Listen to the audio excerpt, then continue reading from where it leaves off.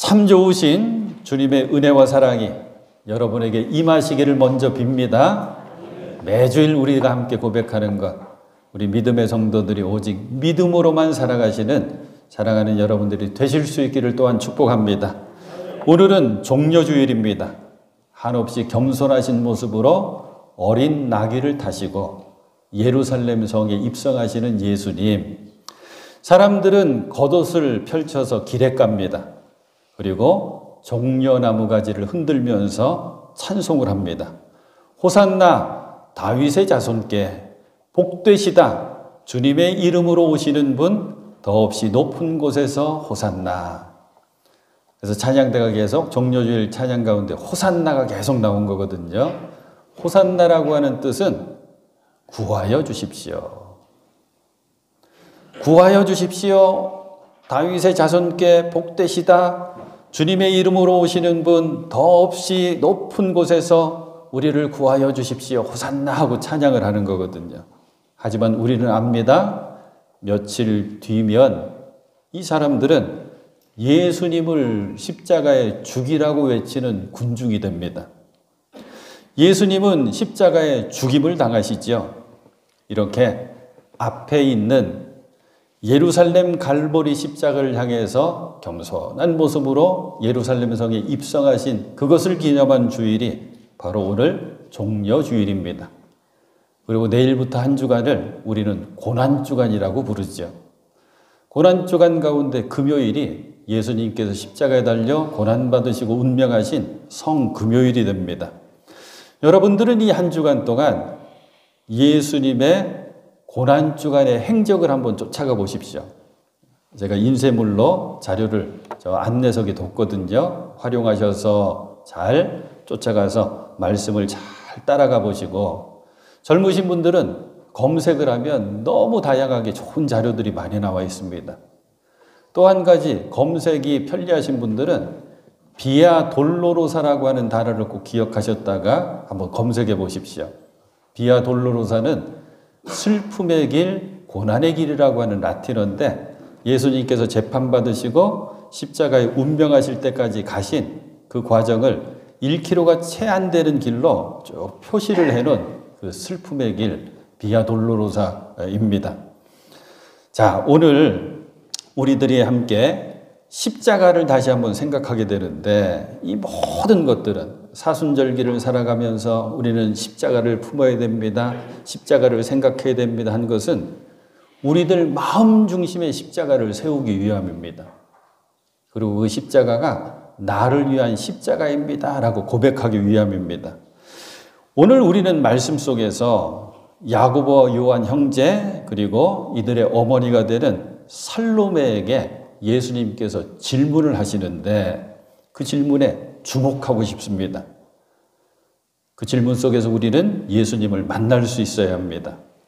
가장 중요한 질문은 이것입니다.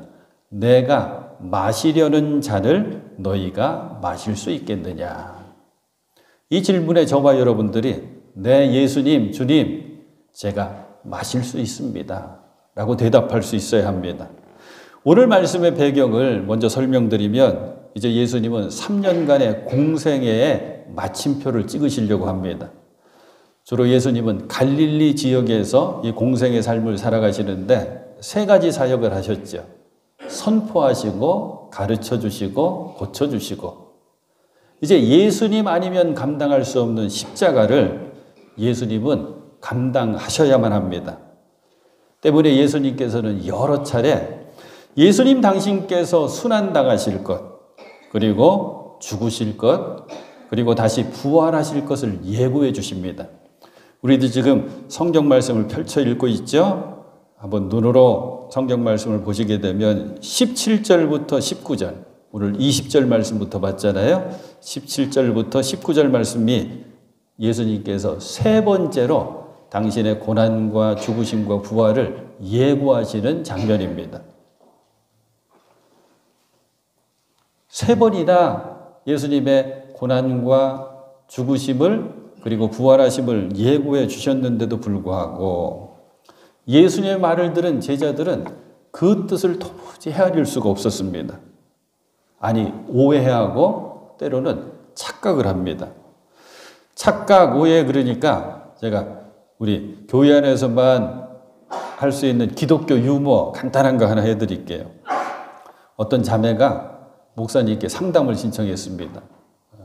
평소에도 예수 잘 믿으려고 애쓰는 자매라 목사님이 어떤 일 때문에 그럴까 궁금한 채 목사님의 사무실 문 똑똑 두드리고 가서 목사님 상담하러 왔습니다. 그래서 다짜고짜 하는 말이 목사님 제가 죄를 지은 것 같습니다. 아니 자매님이 무슨 죄를요? 목사님 요 근간에 제가 아무리 생각하고 이쪽을 보고 저쪽을 보고 해도 우리 교회에서 제가 최고 예쁜 것 같습니다. 그러는 거예요. 목사님 이거 교만 아닐까요? 근데 아무리 생각하고 둘러봐도 제가 우리 교회에서 최고 예쁜 것 같습니다. 목사님이 웃으시면서 말씀하셨대요. 자매님 그거 죄 아닙니다. 착각입니다. 오해입니다. 그랬대요. 제자들이 지금 오해하고 착각하고 있거든요. 예수님의 마음과 뜻과 계획은 전혀 생각하지 않고 자기 생각만 합니다. 예수님이 다스리시는 나라가 되면 그 권세가 자기들의 것이 되는 줄 아는 거예요. 더군다나 임금의 도성 예루살렘 성에 입성하신다고 하니까 제자들의 마음이 더더욱 그랬습니다. 이때에 재빠르게 요한과 야고보 형제의 어머니가 되는 살로메가 복음서는 같은 내용이 다른 복음서에도 있다 그랬죠. 그걸 잘 맞춰보면 이 어머니의 이름이 살로메입니다. 살로메가 이 두 아들을 데리고 예수님께서 나가서 무엇인가를 요청하고자 합니다. 우리들의 마음을 예수님은 다 아시죠? 예수님께서 먼저 질문하시죠. 그것이 바로 무엇을 원하십니까? 이 질문입니다. 요한과 야고보의 어머니 살로메는 바로 대답하죠. 나의 사랑하는 두 아들 야고보와 요한을 예수님 오른쪽에 하나 앉혀주시고 왼쪽에 하나 앉혀주십시오. 그러니까 첫째 만들어주시고 둘째 만들어주십시오. 이 부탁에 예수님께서 하신 말씀이 내가 마시려는 자를 너희가 마실 수 있겠느냐. 이번에는 엄마는 쏙 빠지고 두 형제가 합창합니다. 마실 수 있습니다.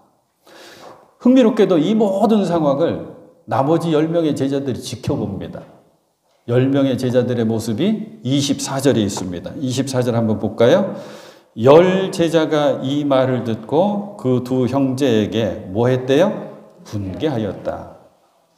화가 난 거예요. 따지고 싶은 거예요. 분개하였다. 그래서 예수님께서 해주신 말씀이 25절로부터 쭉 이어진 우리가 너무나도 잘 아는 말씀입니다. 위대하게 되고자 하는 사람, 섬기는 사람이 반드시 되어야 된다. 으뜸이 되고자 하는 사람, 종이 되어야 한다. 인자는 나는 섬김을 받으러 온 것이 아니라 섬기러 왔다. 많은 사람을 위하여 자기 목숨을 몸값으로 치러주려고, 이게 이제 대속물로 이거거든요. 주려고 왔다. 이 말씀을 통해서 우리는 하나 또 배우는 거예요.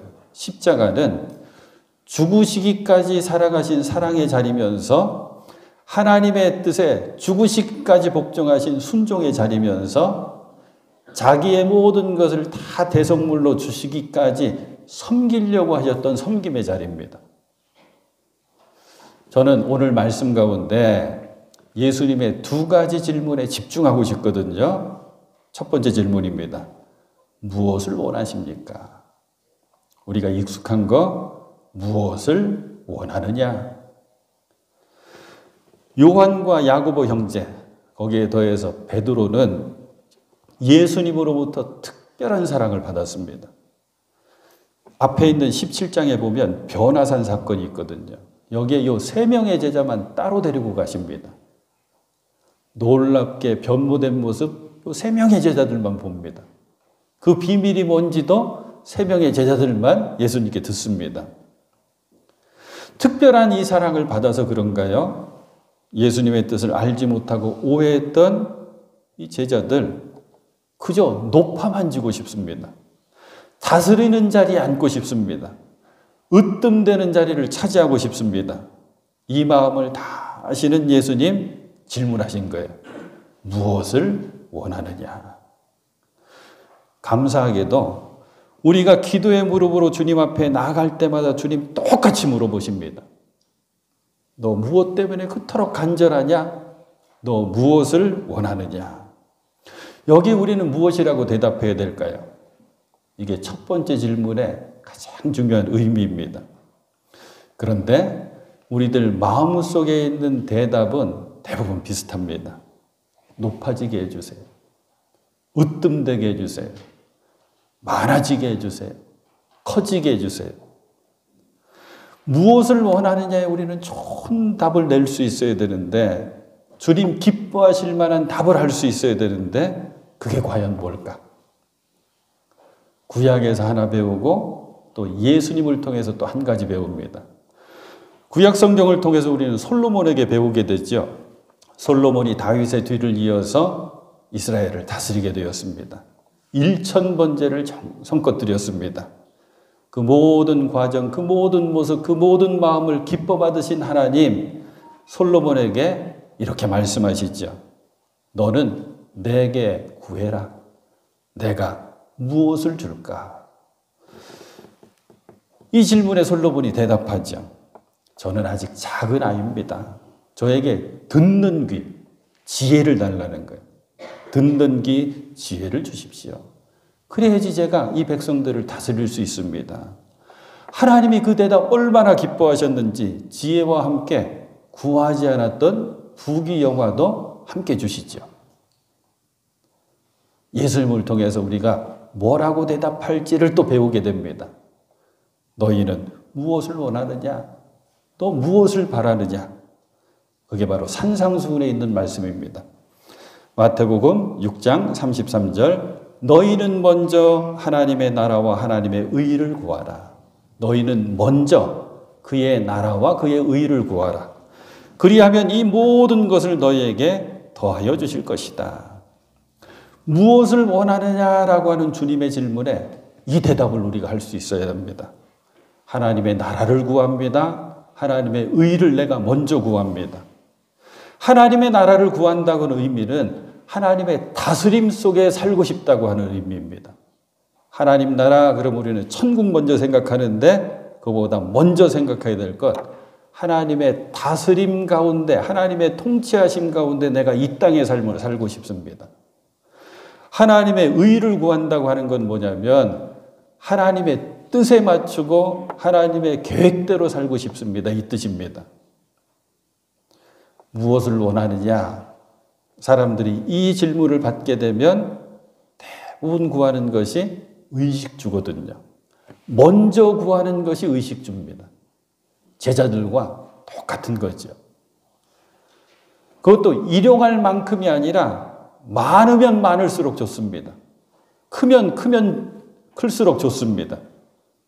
그래서 예수님 산상수훈을 통해서 이렇게 말씀하시는 거예요. 너희들 목숨을 위하여 무엇을 먹을까, 무엇을 입을까, 무엇을 마실까 염려하지 말아라. 나는 좋은 것 많은 것 잔뜩 갖고 싶거든요. 근데 그게 안 돼요. 그러니까 뭘로 이어져요? 염려로 이어집니다. 근심 걱정으로 이어집니다. 너희들 염려하지 말아라. 목숨이 음식보다 소중하지 아니하냐? 몸이 옷보다 소중하지 아니하냐? 너희들 한번 공중에 나는 새를 쳐다봐라. 저 새들은 거두지도 않고 심지도 않고 창고에 모아들이지도 않는다. 그렇지만 천부 하늘 아버지께서 다 길러주신다. 너희들은 저 새들보다 더 귀하지 않느냐? 너희 중에 누가 염려함으로 그 키를 한 자나 더 할 수 있게 되냐? 그것은 유대 사람들, 이스라엘 백성들의 속담이거든요. 그 뭐냐면 너희들이 염려한다고 생명을 조금이라도 연장할 수 있겠느냐? 수명을 조금이라도 더 연장할 수 있겠느냐? 너희들은 왜 입는 것, 의복을 가지고 염려하느냐? 저들의 백합화를 한번 볼래? 백합화를 잘 쳐다봐라. 백합화는 수고도 않고 길쌈도 하지 않는다. 그러나 솔로몬이 얻었던 그 모든 영화로도 저 백합화보다도 더 아름답게 입지는 못한다. 피었다가 지게 되면 아궁이에 던져지는 저 들풀도 하늘 아버지께서 천부께서 다 저렇게 입혀주시는데 하물며 너희일까 보냐. 때문에 믿음이 적은 자들아 염려하여 이르기를 무엇을 먹을까 무엇을 마실까 무엇을 입을까 하지 말아라. 이거는 다 이방인들이 구하는 거다. 하나님을 알지 못하는 사람들이 구하는 거다. 너희 하늘아버지께서 이 모든 것이 너희에게 있어야 될 것을 다 하신다. 그러니까 너희들은 먼저 하나님의 나라와 하나님의 의를 구해라. 자, 우리는 주님 앞에 나아가는 존재들입니다. 매 시간마다 주님 앞에 나가죠. 십자가 밑에 나갑니다. 그러면 놀랍게도 우리 주님 반드시 물어보십니다. 네가 무엇을 원하느냐? 여기에 주님께서 기뻐하실 답을 할 수 있는 여러분 되실 수 있기를 축복합니다. 그 답이 뭔지는 저는 몰라요. 각자마다 다 다르기 때문입니다. 하지만 분명한 것은 먹는 거, 입는 거, 이거 구하는 것 아니라는 거죠. 먼저 구할 것은. 그리고 크고 싶다, 높아지고 싶다, 으뜸되고 싶다, 이것도 아닙니다. 주님 기뻐하실 만한 답을 꼭 품고 사시는 여러분 되실 수 있기를 축복합니다. 두 번째 예수님 질문입니다. 내가 마시려는 잔을 너희가 마실 수 있겠느냐? 예수님의 첫 번째 질문, 무엇을 원하느냐? 여기에 살로메는, 두 제자의 어머니 살로메는 첫째, 둘째 우리 두 아들이 다 높은 자리 차지하게 주십시오. 대답했죠. 이 대답에 예수님께서 하신 두 번째 질문입니다. 너희는 너희가 구하는 것이 무엇인지도 모르고 있다. 내가 마시려는 잔을 너희가 마실 수 있겠느냐? 내가 마시려는 잔을 너희가 마실 수 있겠느냐? 야고보와 요한 형제가 함께 크게 답을 해요. 네, 마실 수 있습니다. 근데 우리는 알죠? 주님께서 마셔야만 되는 그 잔은 쓴 잔이라고 표현하는 십자가입니다. 고난과 죽으심입니다. 죄인처럼 버림받고 온갖 수치와 모욕을 당하시고 그리고 죽임까지 당하시는 그 십자가. 그게 예수님 마셔야 되는 잔이거든요. 쓴 잔. 예수님께서 이렇게 질문하신 거죠. 지금 너희들이 내게 구하는 것이 무엇인지를 너희들 모른다. 내가 감당해야 되는 십자가 쓴 잔, 그 십자가를 너희도 질 수 있겠느냐?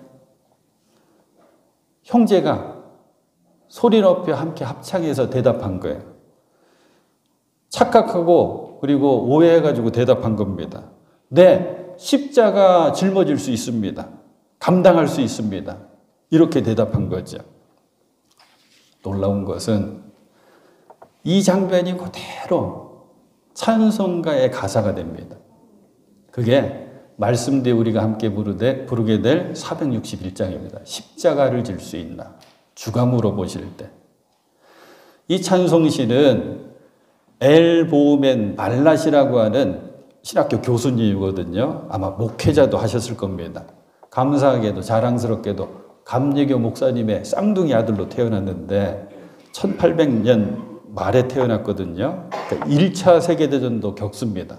군인으로 참전하는데 이분이 보스턴 대학에서 신학을 공부하는데 이때 어떤 교수님의 강의를 감동 깊게 들은 거예요. 그 교수님의 강의 내용이 이겁니다. 이 두 형제, 야고보와 요한 형제 제자가 네, 마실 수 있습니다 라고 하는 이 대답. 이 대답은 우리도 할 수 있겠는가? 라고 하는 질문이었대요.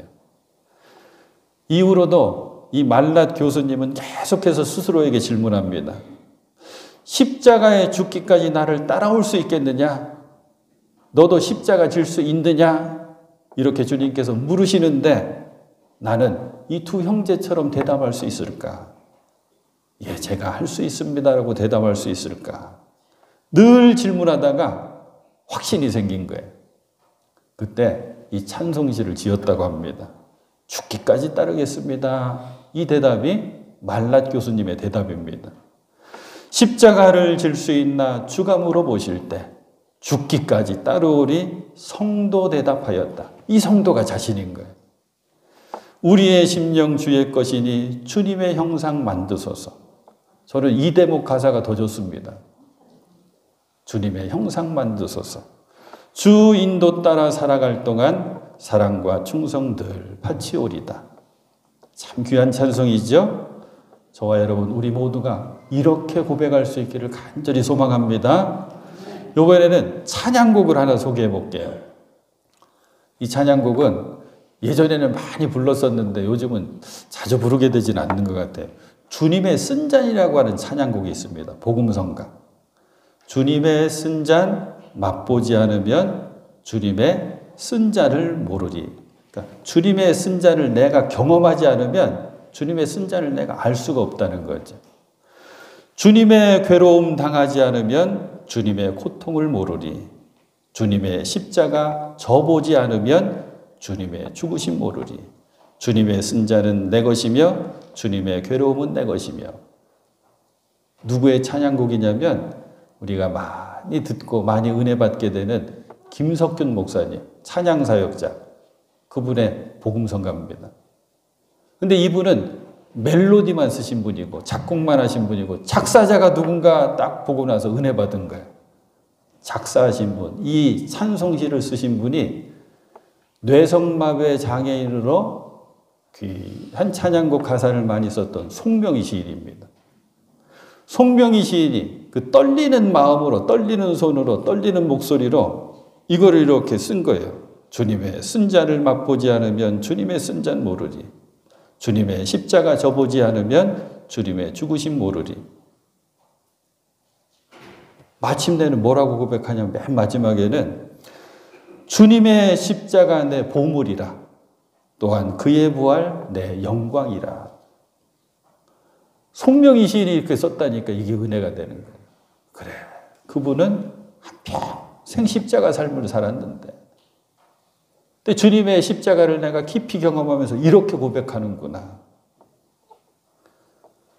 사랑하는 여러분, 우리 모두는 십자가가 있습니다. 사순절기 시작되면서 매주마다 이런 내용의 말씀을 자꾸 전했을 거예요. 누구에게나 다 십자가 있습니다. 찬송가 있잖아요. 내 몫에 태인 십자가 우리는 안 질까? 나는 안 질까? 하지만 우리는 고백할 수 있어야 됩니다. 그 십자가가 주님께서 내게 주신 십자가구나. 내가 감당하고 주님 따라가야지. 이 믿음 가지고 십자가 끝까지 감당하고 가시는 여러분 되실 수 있기를 축복합니다. 우리 기독교 신앙 가운데 좋은 격언들이 있는데 그 중에 하나가 십자가 없이는 영광이 없다라고 하는 격언입니다. 십자가가 영어로 크로스거든요. 영광은 그 면류관, 왕관 표현하는 크라운. 노 크로스, 십자가 없으면 노 크라운. 십자가 없으면 영광도 없음을 기억하면서 여러분의 십자가를 끝까지 감당하시는 사랑하는 여러분 되실 수 있기를 축복합니다. 자, 이제 마지막입니다. 오해하고 착각해가지고 예수님의 마음도 헤아리지 못한 채 네, 마실 수 있습니다 했던 형제들 어떻게 됐을까요? 야고보와 요한 형제, 사도 야고보는 제자 가운데 가장 먼저 순교자가 됩니다. 사도행전 13장에 나와 있어요. 사도 요한은 바로 요한계시록을 쓴 그 바로 사도 요한입니다. 골고다 십자가 밑까지 다른 제자들은 다 뿔뿔이 흩어졌는데 여인들과 함께 끝까지 남아있던 제자가 요한이거든요. 예수님 운명하시기 전에 요한을 향해서 이렇게 말씀하시죠. 보라, 내 어머니다. 당신의 육신의 어머니 마리아를 제자 요한에게 맡긴 겁니다.